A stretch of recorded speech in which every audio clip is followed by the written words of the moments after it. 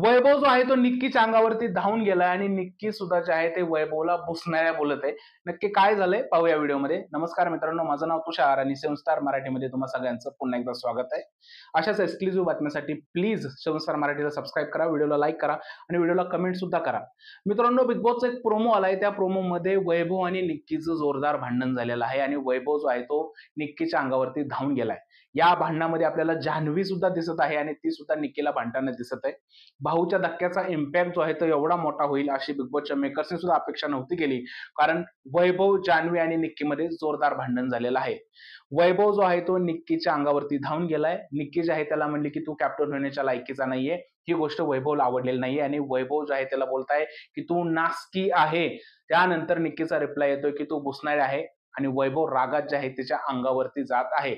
खूप मोठं भांडण झालेलं आहे मित्रांनो. संध्याकाळच्या एपिसोडमध्ये समजेलच आपल्याला की नक्की कोण चूक आहे, कोण बरोबर आहे.